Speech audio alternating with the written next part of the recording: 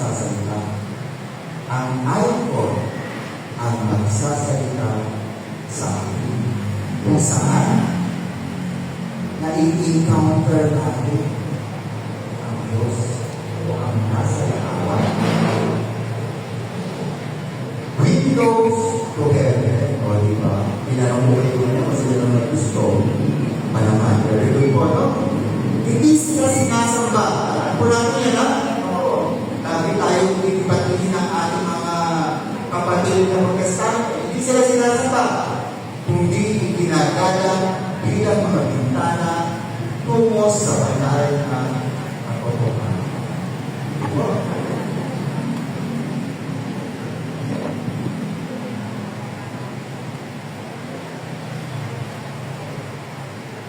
Ang iron po ay nabibilang sa isang kultura, sa isang kasaysayan, at isang silid. Pansin niyo po, ang iron po ay gawa sa peace. Kaya po ang mga words ay nabibilang siya sa Orthodox Church, sa tradisyonal nating simbahan. By the way, mga Katoliko po sila ang tawag na sa Orthodox Church. Okay po. So, kasama din po natin sila. Isang simbahan po tayo. So, isang kultura at isang kultura, kasaysayan at silid.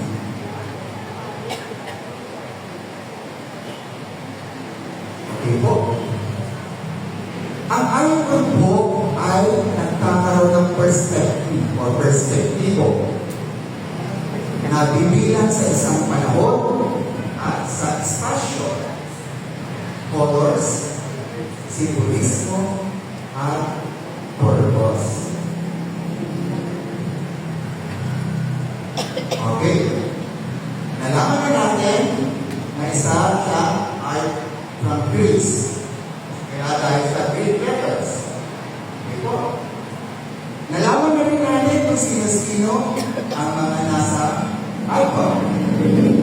Ngayon, alam ko po kung sino malapit sa atas ng iPhone. Okay. Ang sabi natin kanina, may time, may space. Alam na natin tayo sa Greece. Alam na rin natin may kasaysayan siya. At ngayon naman po ay ang purpose. kulay. Kulay. Okay. Ano pinakamalaki kulay? Gold. Yan. Ay the glory of God is heaven po. Talagang grabe, no? Madilim yung kumiti na ang kalangitan. Napakaganda po, no? Okay? Yan po ang ibig sabihin ng buong. Ito, next. Kailan mo na po tayo. Kailan? Anong suot niya? Favorite color mo po lahat. Blue. Ano ibig sabihin ng blue? Peace. Bilang isa? Ano ulit? Na. Ang ibig sabihin mo ng blue, Sinay Maria ay isang ina. Ay, pang-loob naman po din niya. Anong kulay? Red. Okay. Si Inay Maria, si Maria ay isang ina at Virgen. Yun po ang ibig sabihin ng kulay. So,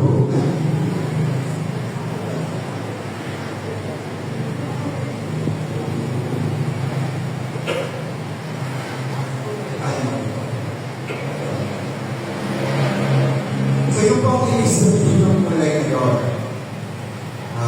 Blue, ina, red is Virgen. Okay. Si Jesus Christ naman po. Anong suot?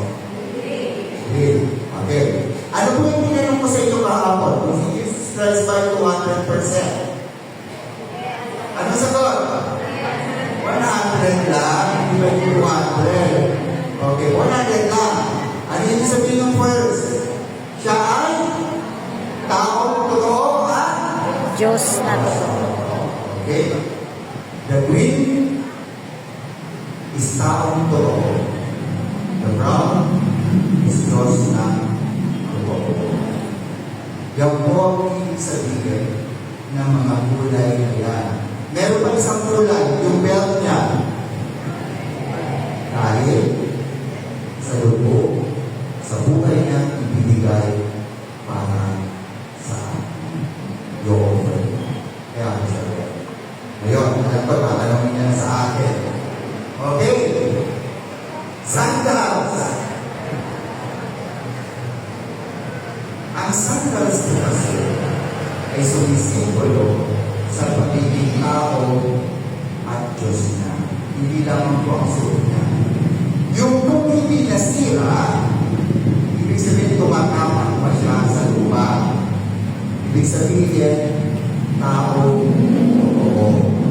Yung kung natigtas dahil sa pagmamalinig niya sa takot niya, ay sumisimbolo sa pagiging Diyos niya.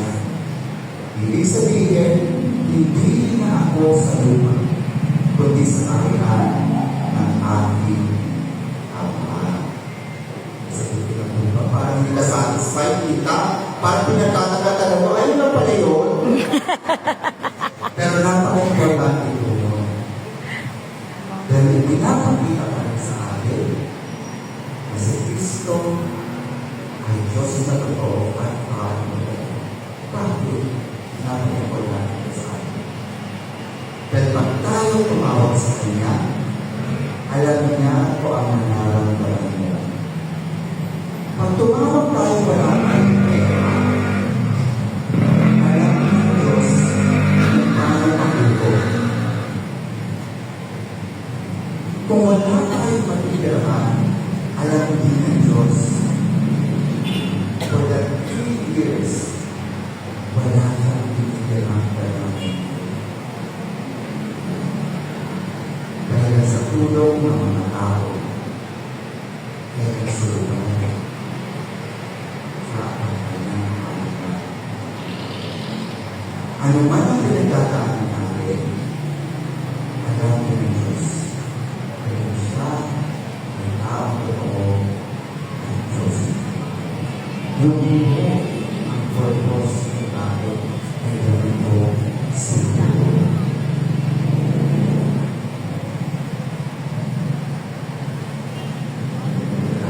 O diba? Anong shape po yan? Dito po gagawin po ulit. Napakalinanin po. Tingnan niyo lang po yung shape ha. Linear and reverse perspective. Kami namin natagalogin ko natin. Pag tayo po ay tumibigin sa isang bagay, camera, ang cellphone nyo, pag kayong kumuha ng picture, ano nakikita nyo? Kayo perspective or perspektibo ang nakikita nyo.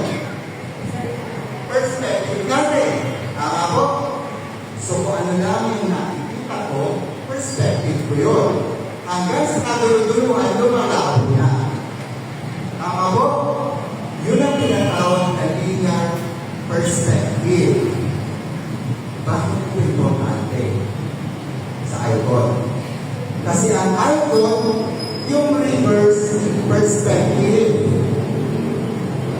Okay.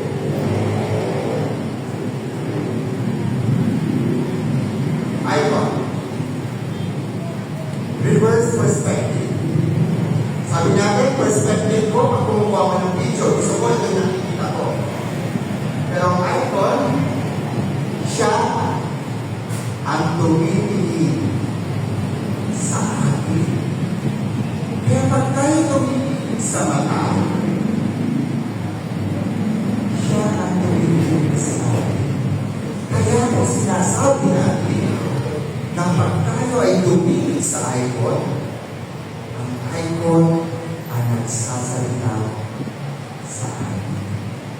Kaya po napakalaga ng katahimikan pag tayo ay nasa harap ng icon. Nakuha po ba natin yun?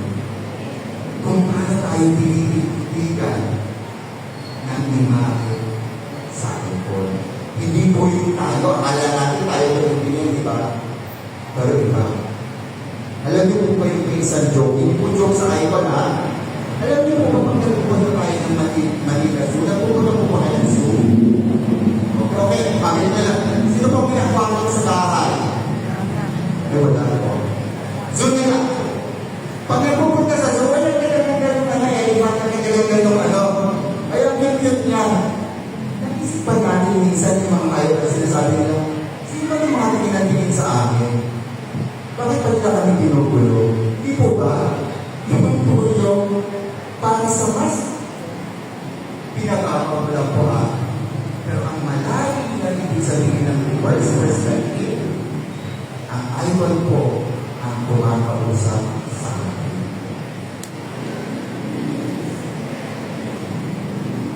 Sabi natin, may timing po ang icon.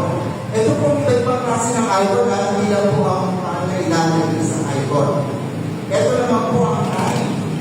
Ang icon ay nagpapakita rin po ng time. Ano po yung una? Ano po yung una to? Ha? Ano po yung una kaya? Ito po. Annunciation. Administration. Pinakita niya lang ang pero annunciation. And then, administration. Nanganak na po. Ibig sabihin po, ang icon ay nagpapakita din po ng history for time.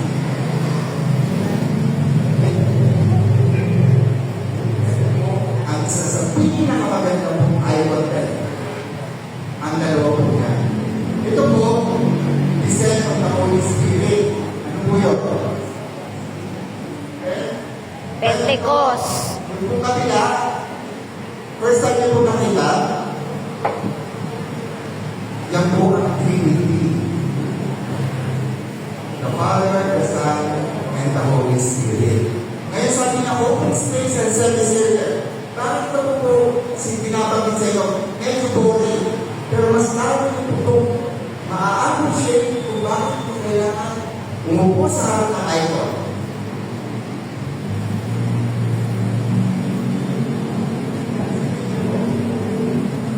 Dahil may space po sa harap. Bakit? Sige nga po, guess po tayo. Bakit may space sa harap? Ang icon. Bakit po? May narinig po akong tama. Yes. We are invited to participate. Upo kayo sa harap. Kayo po yung pang-apat. Kasama rin po kayo mga apostol. Katulad ni Inay Maria. Kapag tayo bumalik sa icon ng mga ako kayo. Or bakit ako? Yung po sinasabi ng space na ang icon ay dating espasyo para sa atin.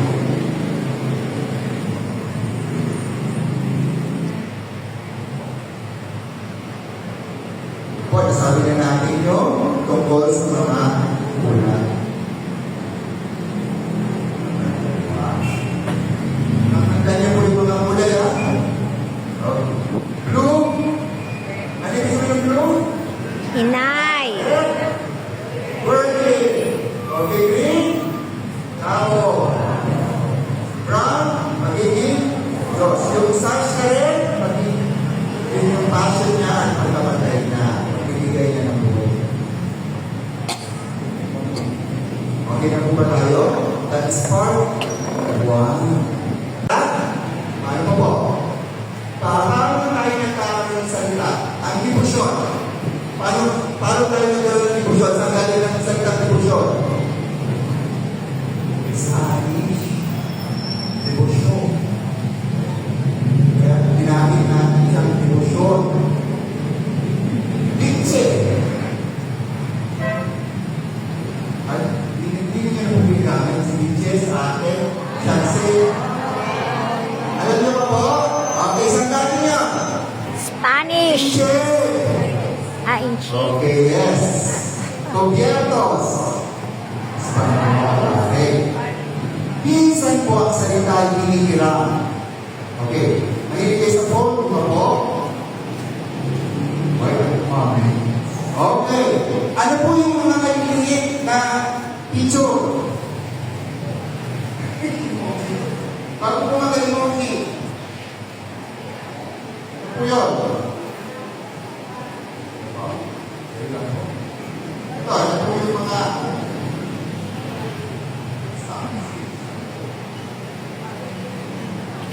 ano po yung mga tawag niya?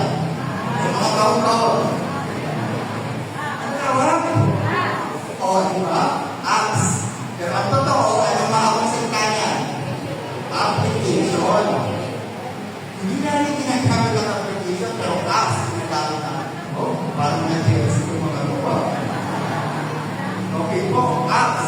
Na po ang salitang apps, ginamit natin dahil pinag-ibigin natin ang salita. Okay? Una, hiram, pinaikli. Ano pa masasabi ko sa salita?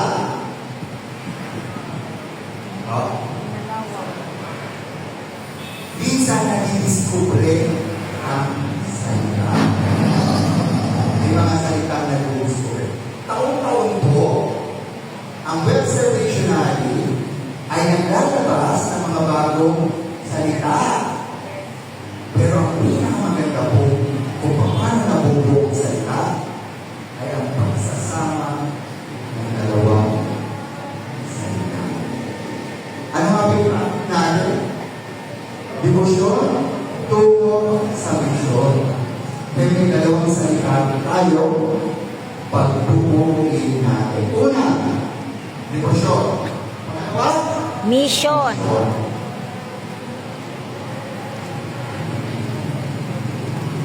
Tapos, sinasabi niya, umuulang na nababago. Diyan po, buti na lang po lahat na panahon natin ito. Umakit kayo, may kukuha nila ng bata. Jebro, sabihin siya, hindi si Jebro. Ha?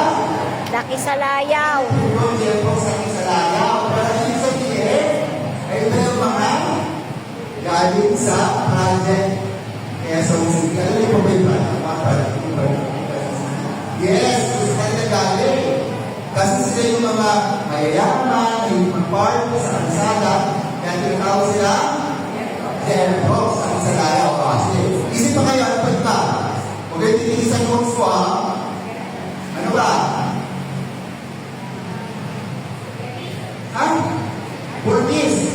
Galing sa ang burgis po ay galing sa hindi po siya combination. Siya po ay galing sa salitang Italian.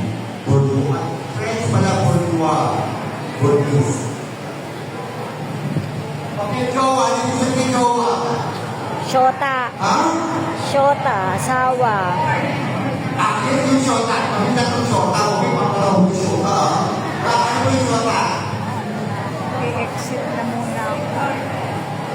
Ang short ako is pang short time lang kayo.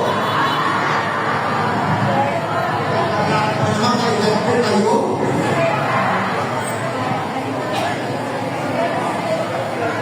Okay, from me.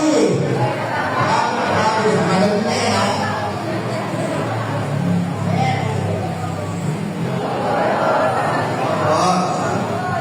Ngayon na actually, dito ko lang ginagawa ko. Ang yolos pala is dahil sa daing tulog at itlog. Kala ko naman, ito yung parang taksilog, yung parang tulog. Pamasa.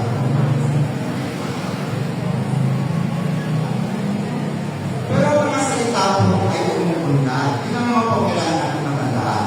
Na ang salita ay hindi na lang kung hindi ito ay umuna. Isang pangalan, o mga dalawang na, ang hindi na natin pero umunan siya ng COVID. Pangalan. Pangalan, na umunan ng COVID. Marites, kayo na lang po, pupunta tayo sa party. Kasi nagpapalo tayo.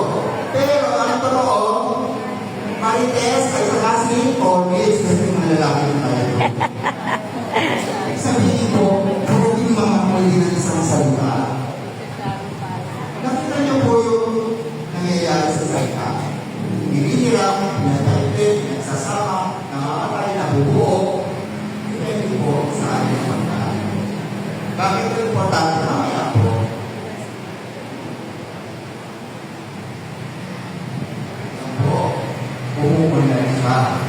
Inaabot ko sa ating kultura. Kaya kung tayo ng hirap, ilalagay natin sa konteksto ng ating kultura.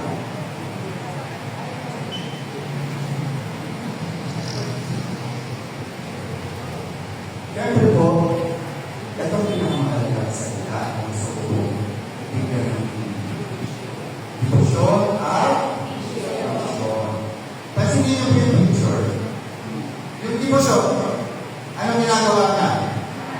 Mahali sa imahe ng crucified Christ. Pangalawa, bakit sa mission? Tumulong siya. Yan po ang devotion ng mission. Pagsasamahin natin, pero bago natin pagsamahin, pag pinagsama,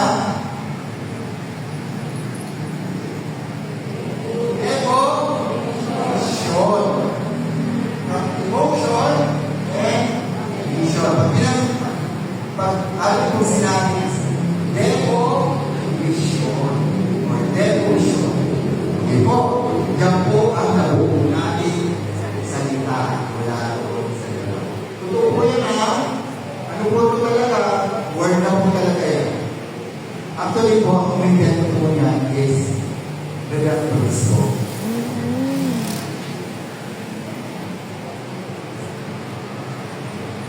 Parang bago natin naiintindihan, pag pinagsama pa ang dalawang salitang to, ano ito ang pinalaman sa atin bilang mga ito?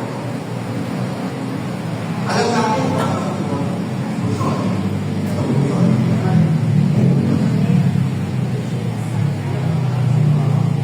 Okay, devotion. Sa ating Inay Maria ang ating devotion sa Kanya, anong makahulugan ng devotion?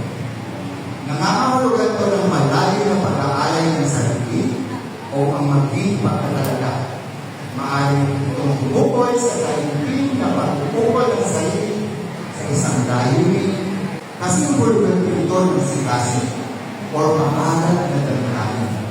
Higit sa lahat, ito po ay ibig sabihin ay pagmamahal. Tama po?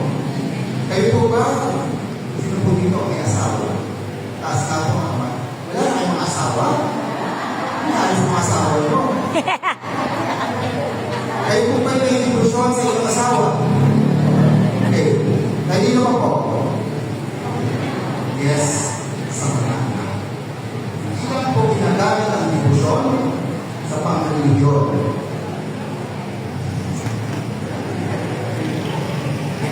Picture ko po yan.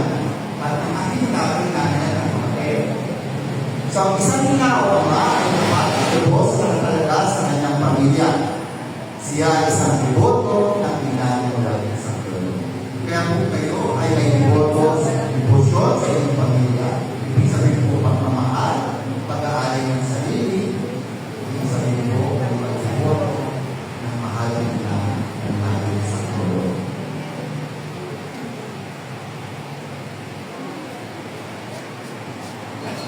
Ba ang katangian ng isang devoto? Pagmatagal ng katapanan. Pag tayo nagdasal at hindi sinagot, ano pagkalutan natin? Nako, nag-iinis. Ano po? Nag-iibat na.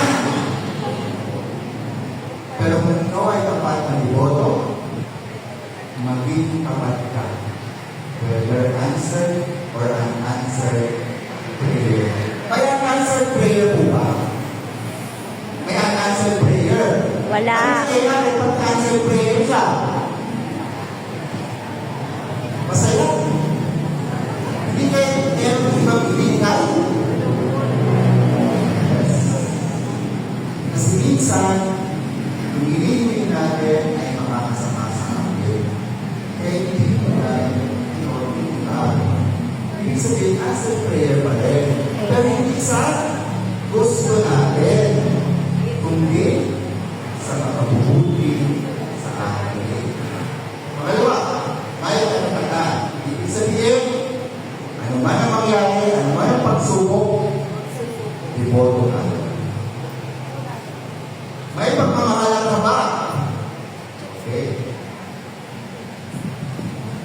mo, tapos ang kapitbahay mo, eh, kikikismis kayo. Kaya niyo pa bang mahalin? Ha? Kaya niyo pa bang mahalin? Hindi. Oo. Kung sira-sira ka, walang ka, Hindi. ang grabe ko ba? Pero ang isang tiboto, patuloy naman na pinigay ng babae sa kanyang diwa pa rin yung pero kailangan mo pa rin mahalin ang tama. Okay. Mas hindi mo sa akin Filipino. Tagalog na po dyan, ha? Ano mas hindi? Matindi. Ha? Malalim? Ay, ano ba?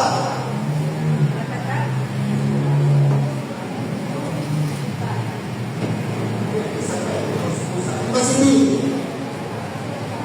Sobra? Parang bawal yata ang sobra-sobra, di ba? Saan? Yung parang nagkakahanap na emosyon, inas pugod lang. Kapag may kailangan, magdadasal. Pag wala kailangan, okay. At ang puso, pananalangin. Galing sa puso. Hindi yung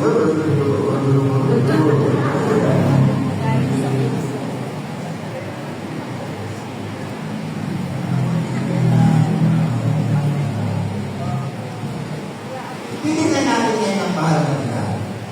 Ang mahal na Maria at kanyang debosyon. Ang mahalaga ng Pilipino dito ay ang debosyon ng mahal na ina sa kanyang Jesus. Mula sa Annunciation hanggang saan? Crucifix. Pinakita niya ang debosyon hanggang saan? Crucifixion. Nasaan ba siya?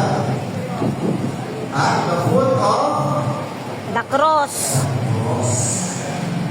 Pero hindi pa yun. Kasi sabi niya, sa buhay misyon ni Jesus, nasaan si Sinay Maria? Tingin niyo, may devotion pa si Sinay Maria ang siya pa kay Jesus? Meron. Meron.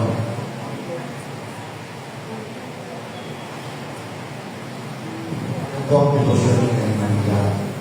Pagpupurtis, nag-umpisa sa pagpupurtis, dumako sa unang milagro, dahil sabi natin is yung ministry, mission ni Jesus. Nag-umpisa siya sa unang milagro sa Cana. Ano nangyari? Alak at tubig at kanin. Alak. Okay. Pangatlo ay pagpapakasakit at pagkamatay sa krus na kung saan si Inay Maria ay nasa paanan ng krus. At ang ulit ay ang Pentecost. Sino-sino nakasaro? Sa Apollo, sino-sino yung kasama niya? Apostoles. Ang simbolo ng bumaba ang banal na Espiritu Santo.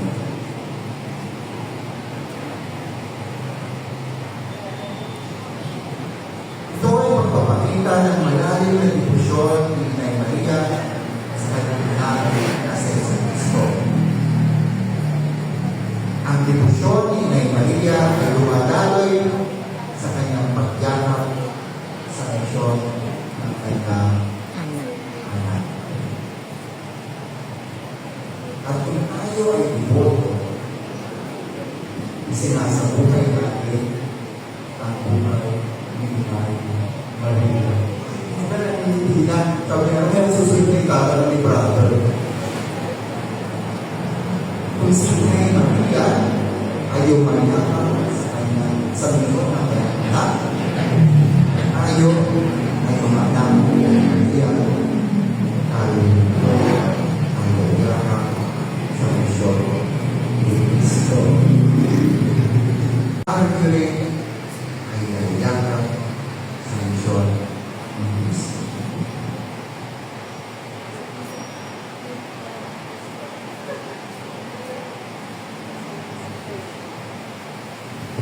Who is my other? Who is my neighbor? Who is my mother? Who is my brother and sister?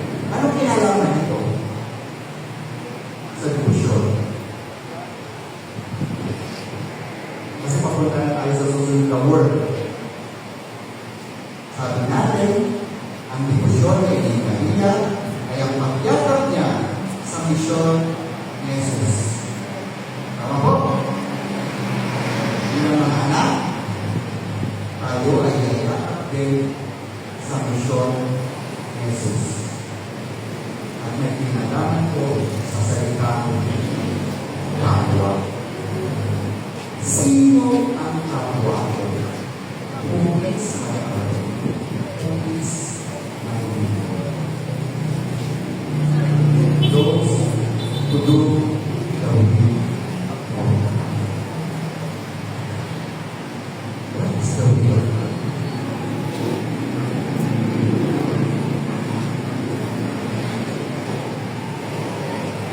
Pag tinanong natin what is the will of God, at kapwa, dadaling tayo sa salita, ay nakita sila.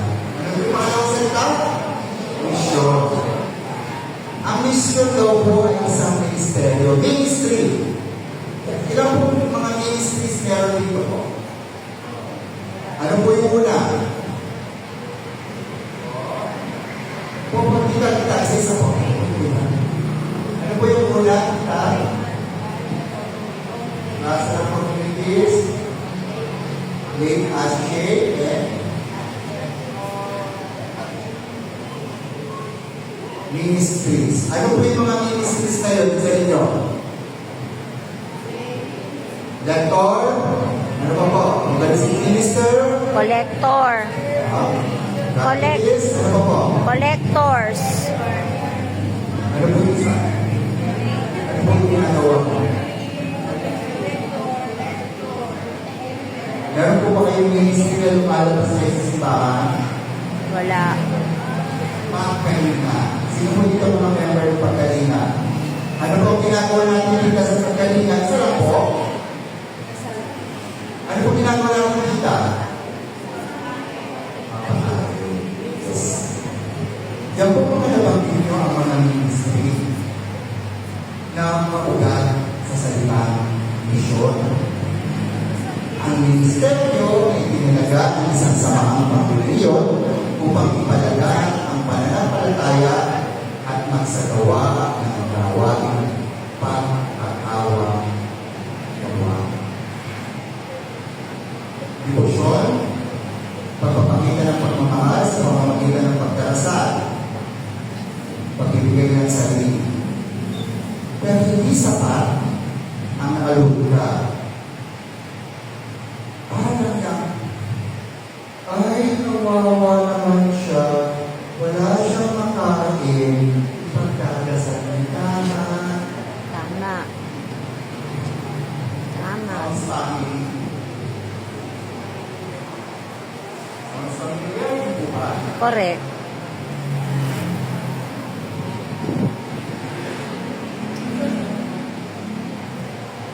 Ibig sabihin, isang pangkagrupo. Ang susunod ay magsasagawa ng pagkagrupo. Ito ay tawag. Pero don't get me wrong po, ang pagiging artist po ay ibang ministeryo ito. Dahil kayo ay lumalabas at nakakutulong. Iba-iba pong klase ng ministeryo at poblasyon. Pero, isa sa misyon. Kung tayo ay tagasunod ni Inay Maria, lalo-lalo ng Panginoon sa Kristo, kailangan natin maintindihan ano ba itong misyon ni Jesus.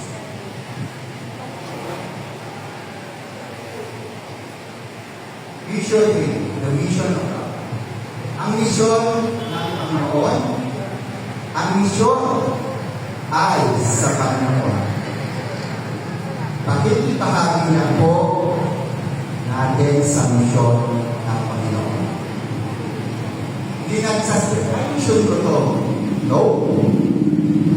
Pakikipahagi na tayo. Dahil sa atin, pagiging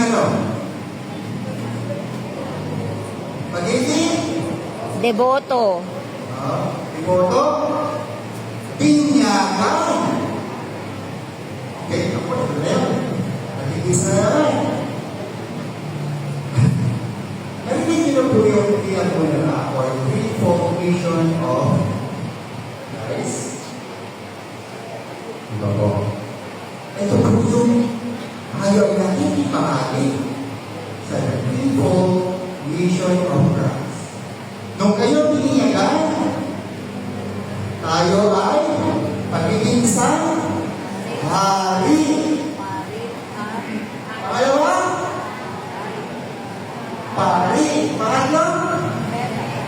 propeta.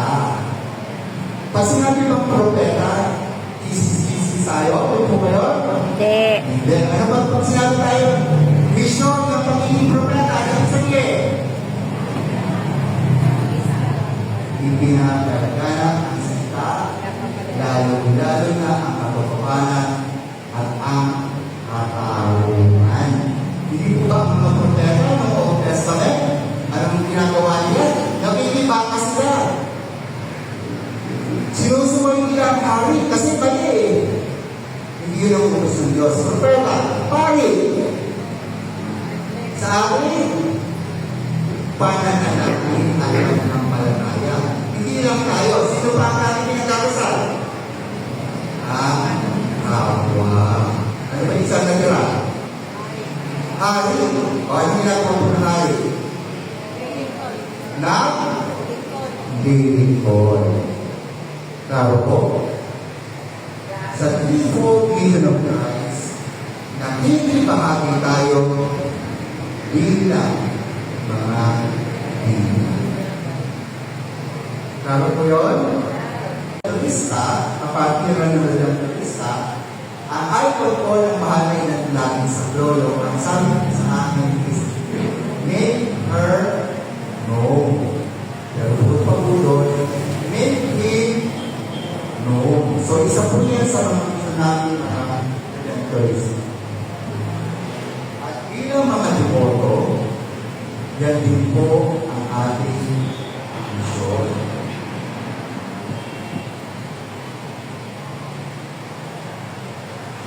Ayun. Nasa mission tayo po tayo. Nasa mission tayo message. Ang pero po ng pagkakamisyon niya ay ang pagkakali ng Diyos sa lupa. Masasabi niyo ba nagkakali ang Diyos sa lupa kung merong tiyera? May naguutong? Tayo pa ba natin sabihin? Pag kayo walang pera, walang pambayad sa ospital, magkakaroon pa ba ang Diyos? Sa paano paraan? Bahala na si Balakan ito. Ano ba ito? Nasa tao ka? Hindi, nasa tao ka wa? Nasa tao ka? Ay, nasa Diyos ha? Ano may gawa ka? Ano may gawa ka? Pati? Ang isang devoto ay hindi sumusuko. So, ang tema nun ay mag-isa tayo sa mission ni Cristo para maramdaman na mga nagtitira, nagtitaos, ang hindi pinapansin ng lipunan na maramdaman nila na may Cristo. Tawag po sila na kapag sila ay nahihirapan, maramdaman nila na hindi parang wala ang Diyos. Tayo bilang mga boto ay naiinitahan